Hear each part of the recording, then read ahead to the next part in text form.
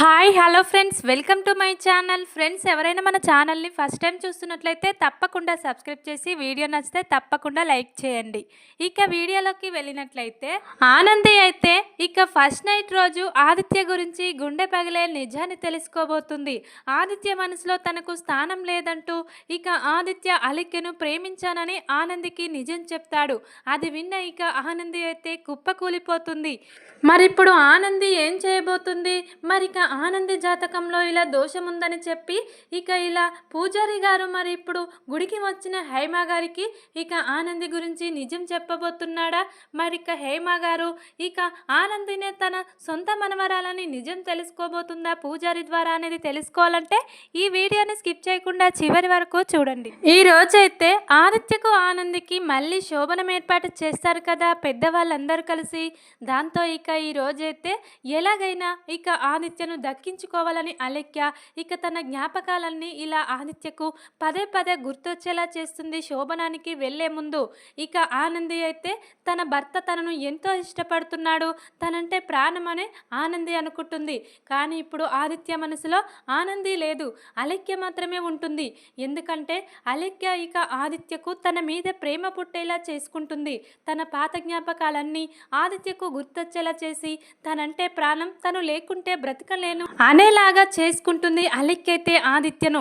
ఇక ఈ రోజైతే ఇలా పెద్దవాళ్ళ ఇష్టపూర్తిగా వీళ్ళిద్దరికీ శోభనం ఇలా ఏర్పాటు చేస్తారు కదా. ఇక లోనికి వెళ్తారు ఆదిత్య ఆనంది. అప్పుడే ఇక ఆదిత్య అయితే నీతో కొంచెం మాట్లాడాలి ఆనంది అనిక ఇలా అంటూ ఉంటాడు. అప్పుడే ఇక ఆనంది ఏంటండి, దేని గురించి చెప్పండి అనిక ఆనంది ఆదిత్యను అంటూ ఉండగా అప్పుడే ఆదిత్య అయితే ఇలా అంటూ ఉంటాడు. ఆనంది, నువ్వంటే నాకు చాలా ఇష్టం, కానీ ఇక ఇప్పుడు నువ్వు నా మనసులో లేవు. నేను ప్రేమించిన ఎంతోగానో ఇష్టపడ్డ అలెక్య నాకు కనిపించింది. తను ఎవరో కాదు ఆనంది, నువ్వు చెల్లెలుగా భావిస్తున్న ఈ దివ్యనే నిన్ను ప్రేమించిన అలెక్య ఆనంది అనిక ఈ రోజైతే ఆదిత్య నిజం చెప్పేస్తాడు ఆనందికి. అది విన్న ఇక ఆనంది అయితే ఒక్కసారిగా కుప్పకూలిపోతుంది. ఏంటండి మీరు మాట్లాడేది? దివ్య నువ్వు ప్రేమించిన అలెక్యనా అనిక అంటూ ఉండగా అవును ఆనంది, ఇక నేను అలెక్యను మర్చిపోవడానికి చాలా ప్రయత్నిస్తున్నాను. కానీ దివ్యకు గతం గుర్తు లేకపోయినా ఇక నాకు పాత జ్ఞాపకాలన్నీ గుర్తొచ్చేలా చేస్తుంది, తనకు దగ్గర చేసుకుంటుంది. అసలు దివ్య గతం గుర్తొచ్చి అలా చేస్తుందా, లేకుంటే ఇలా గతం గుర్తులేక చేస్తుందో అర్థం కావట్లేదు. కానీ నన్ను పూర్తిగా మార్చేసింది నా అలెక్య.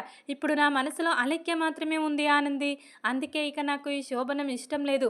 పెద్దవాళ్ళతో నేను ఈ మాట చెప్పలేను, ఎలాగైనా నువ్వే అర్థం చేసుకోవాలి అనిక ఇలా ఆనందిని అంటూ ఉంటాడు ఆదిత్య అయితే ఈరోజు.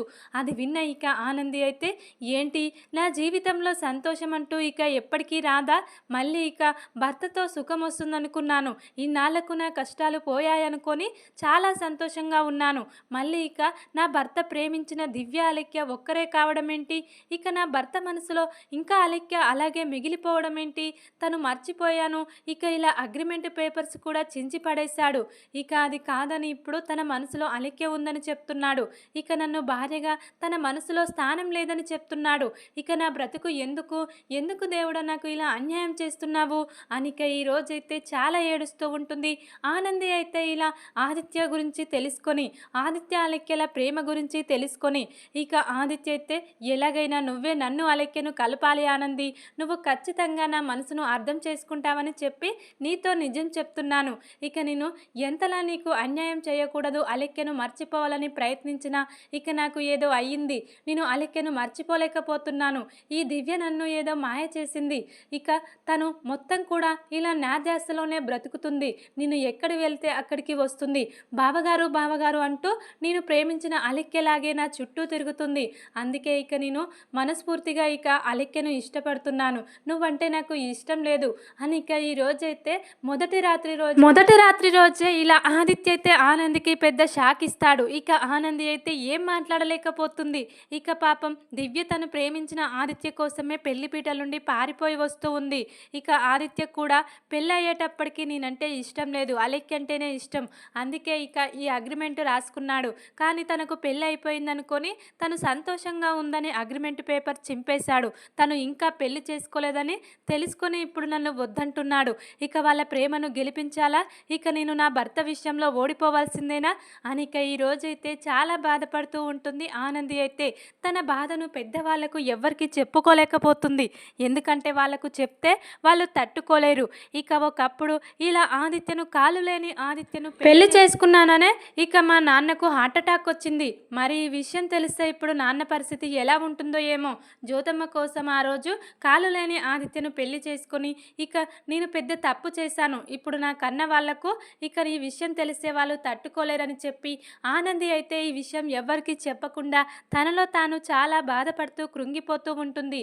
ఇక ఆదిత్యతో మాట్లాడకుండా వెంటనే ఇక డోర్ ఓపెన్ చేసి బయటకు వస్తుంది. ఇక అందరూ కూడా షాక్ అయి చూస్తూ ఉంటారు. ఏంటి ఆనంది, ఏమైంది, మధ్యలో ఇలా వచ్చావేంటమ్మా అని ఇక అందరూ అడుగుతూ ఉండగా ఏం లేదా ఆంటీ, ఇక నేను తర్వాత చెప్తానని ఇక ఆనంది అయితే గెస్ట్ రూమ్లోకి వెళ్ళి ఇక ఏడుస్తూ బెడ్ మీద పడుకొని అలాగే ఉంటుంది.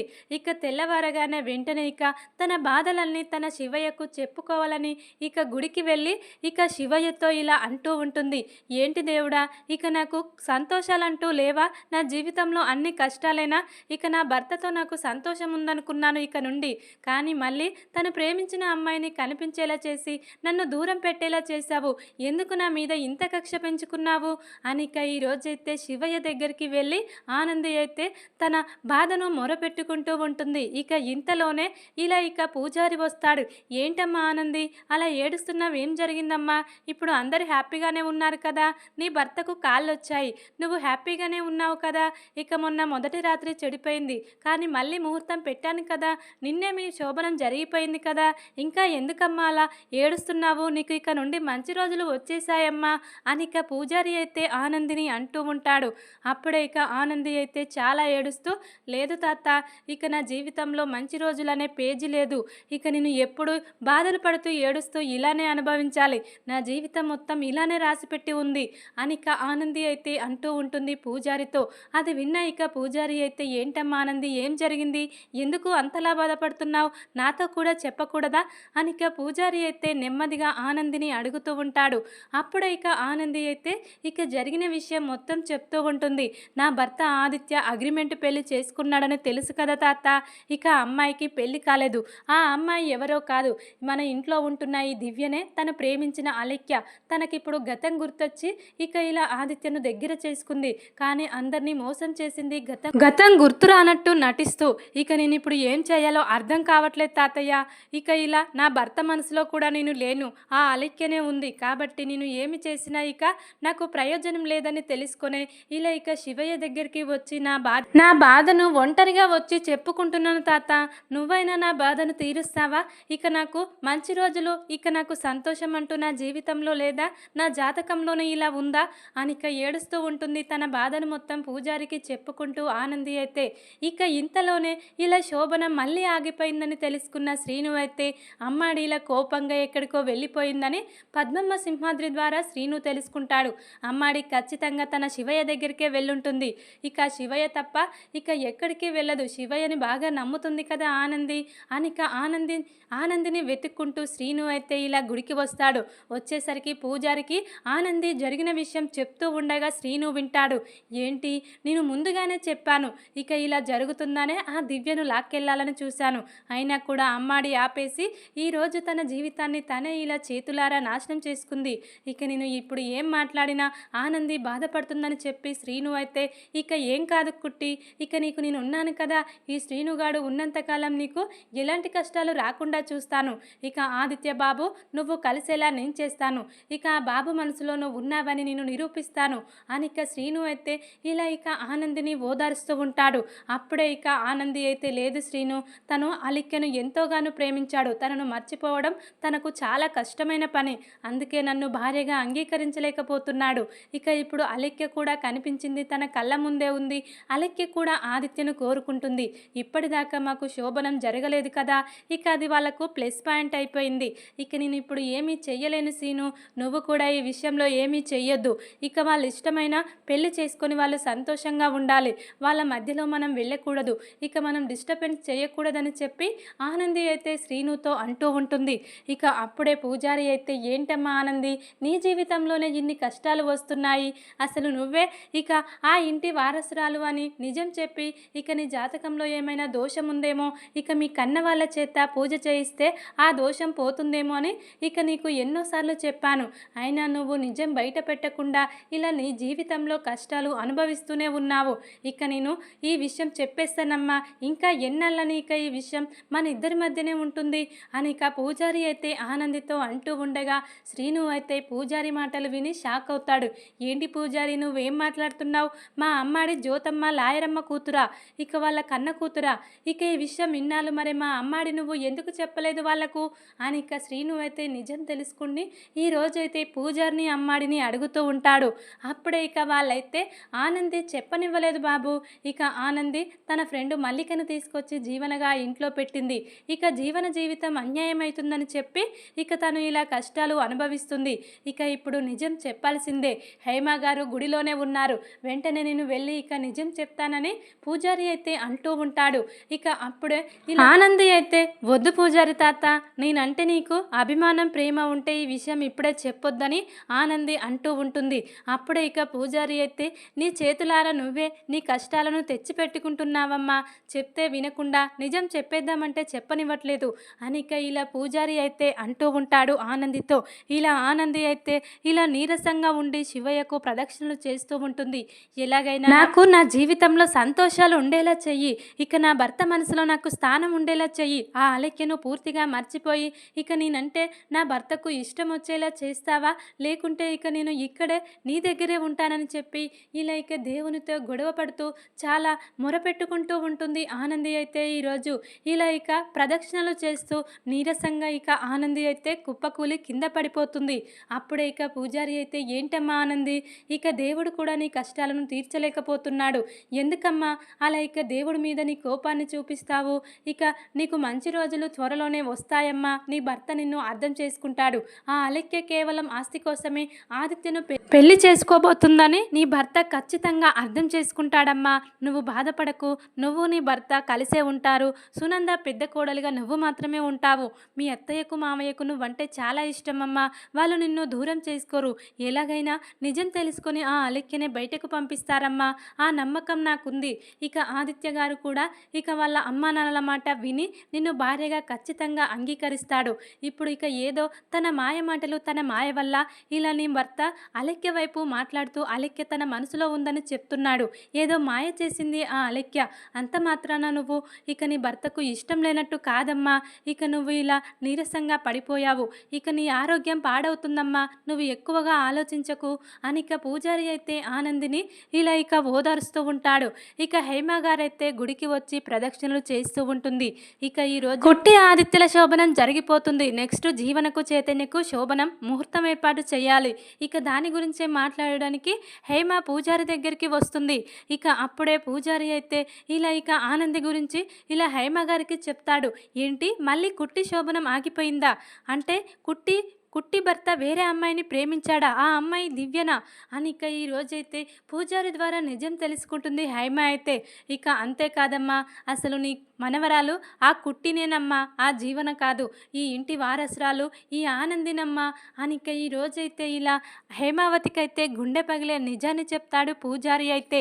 ఇక ఆ మాటలు విన్న హేమ గారైతే ఏంటి పూజారి ఏం మాట్లాడుతున్నావు, నా అసలైన మనవరాలు ఆనంది కావడం ఏంటి, ఇక ఇన్నాళ్ళు జీవన అని నువ్వు ఆనంది ఇద్దరు కూడా నాకు చెప్పారు కదా, ఇప్పుడు ఎందుకు ఇలా చెప్తున్నావు, అసలు ఏం జరిగింది చెప్పండి అని ఇక ఈ రోజైతే హేమ పూజారిని అడిగి నిజం తెలుసుకుంటుంది.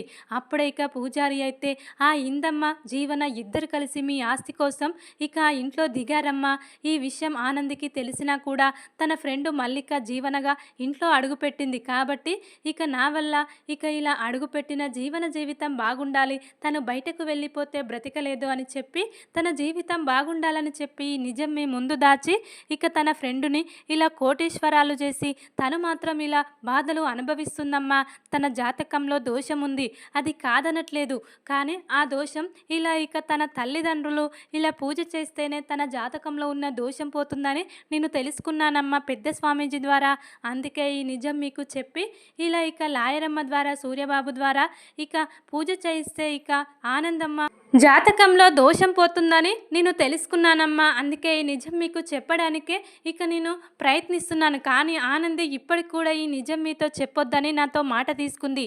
ఇప్పుడు తన పరిస్థితి చాలా సీరియస్‌గా ఉంది. తన భర్త ఇలా వేరే అమ్మాయిని ప్రేమిస్తున్నాడని తను ఇక బాధను ఇలా అనుభవిస్తుంది. తన శివయ్యతో తన బాధను చెప్పుకుంటూ ఈరోజు ప్రదక్షిణలు చేస్తూ కళ్ళు తిరిగి కింద పడిపోయింది. అప్పుడే ఇక నేను ఆనందిని ఓదార్చి అక్కడ కూర్చోబెట్టాను. ఇక ఈ నిజం నీకు చెప్పనని చెప్పి ఆనందికి మాట ఇచ్చాను. కానీ చెప్పకుండా ఉండలేకపోతున్నానమ్మా. ఇంకా ఆనంది జీవితంలో ఎన్ని కష్టాలు చూడాల్సి వస్తుందో ఏమో. నాకు చాలా భయంగా ఉందమ్మా. అందుకే ఇక ఆ ఇంటి వారసురాలు మీ మనవరాలు ఈ ఆనందినని ఈరోజు నిజం నీకు చెప్పాలని నిర్ణయం తీసుకునే చెప్పేస్తున్నాను. ఇక ఇప్పుడే వెళ్ళి నీ మనవరాలు దగ్గరికి వెళ్ళి ఒకసారి పలకరించి తన బాధను మొత్తం నువ్వే పోగొట్టాలమ్మా. తన జీవితానికి మంచి కలిగేలా మీరే చేయాలి. తన జాతకంలో దోషం ఉంది. ఇక ఎలాగైనా పూజ జరిపించి ఎలాంటి దోషం లేకుండా చేసి ఇక ఆనందిని ఆదిత్యను మీరే కలపాలమ్మా అనిక ఈ రోజైతే పూజారి గుడికి వచ్చిన హేమ గారికైతే ఇలా ఇక నిజం చెప్పేస్తాడు ఆనంది. ఆ ఇంటి వారసురాలు తన మనవరాలని పూజారి అది విన్న ఇక హేమ గారైతే ఒక్కసారిగా స్టన్ అయి ఎలాగైనా ఇక నా ఆనందికి న్యాయం జరగాలి. ఇక ఆనంది అందుకే మేమంటే ఇంత ప్రేమానురాగాలు కురిపిస్తుంది. మా ఇంట్లో వాళ్లకు ఎవరికేమైనా తట్టుకునేది కాదు. ఇక తన జాతకంలో దోషముందని చెప్పి హేమ గారు జీవన ఇంత మోసం చేసి ఆనందితో ఇలా ఆడుకొని నా మనవరాలకు ఇన్ని కష్టాలను తెచ్చిపెడతారా, వాళ్ళ సంగతి చూసుకుంటానని చెప్పి చాలా కోపంగా ఇక హేమ గారైతే ఇలా పూజారి ద్వారా ఇక తన మనవరాలు ఆనంది అని తెలుసుకొని ఆనంది దగ్గరికి వెళ్తుంది. ఇక పూజారి అయితే తన మనవరాలు ఆనంది అని నిరూపించడానికి తన దగ్గర ఇక చిన్నప్పటి జీవన ఫోటో ఉంటుంది. ఆ ఫోటో చూపించి ఇక ఇలా నిరూపిస్తాడు హేమ గారికైతే పూజారి. ఇక అది తెలుసుకున్న హేమ ఆనంది దగ్గరికి వెళ్ళి ఆనందిని హక్ చేసుకొని చాలా ఏడుస్తూ ఉంటుంది. నేను నిజాలన్నీ తెలుసుకున్నానమ్మా. ఎందుకమ్మా నీ జీవితాన్ని నువ్వే ఇలా నాశనం చేసుకున్నావు? నిజం తెలిస్తే నీకు మేము చాలా మంచి చేసేవాళ్ళం. కానీ నువ్వే ఇలా నిజం దాచి నీ జీవితంలో కష్టాలను తెచ్చిపెట్టుకున్నావమ్మా. ఇక నీకు నిజం తెలిసి మా అందరినీ బాగా చూసుకుంటున్నావు. కానీ మాకు నిజం తెలియదు కదా, నువ్వే మా మనవరాలు అని. ఇక మేము నిన్ను బాగా చూసుకోలేకపోయాము. ఆ జీవన మీద ప్రేమను కురిపించాము. వాటన్నిటిని కూడా నువ్వు సహించి ఇక జీవన కోసం ఇంత త్యాగం చేస్తే ఆ జీవన మాత్రం ఇక నిన్ను నీ భర్తను విడదీయడానికి చాలా కుట్రలు చేసిందమ్మా. ఇక నీ జీవితంలో ప్రతి కష్టానికి కారణం ఆ ఇందుమతి జీవనేనమ్మా. నువ్వు వాళ్ళని మంచిగా చూస్తే వాళ్ళు మాత్రం నిన్ను చెడుగా చూసి నీతో ఇలా ఆడుకుంటున్నారమ్మా. వాళ్లకు నేను చెప్తానమ్మా సరైన విధంగా బుద్ధి ఆస్తి దక్కించుకోవడం కోసమే వాళ్ళు ఇంత కుట్ర చేశారు. ఇక చివరికి ఆ జీవనాలెక్క కలిసి నీ భర్త మనసు కూడా మార్చి ఇక నిన్ను నీ భర్తను కూడా విడదీశారని నాకు అర్థమవుతుంది. వాళ్ళకు బుద్ధి చెప్పేలా నేను చేస్తానమ్మా అనిక ఈ రోజైతే హేమ ఆనందిని హక్ చేసుకుని ఓదారుస్తూ తన మనవరాలని చెప్పి ఇలా హేమ గారైతే ఇక ఆనందిని గుండెలకు హక్ చేసుకుని ఏడుస్తూ తన ఇంటికి తీసుకెళ్తుంది ఈ రోజైతే ఆనందిని.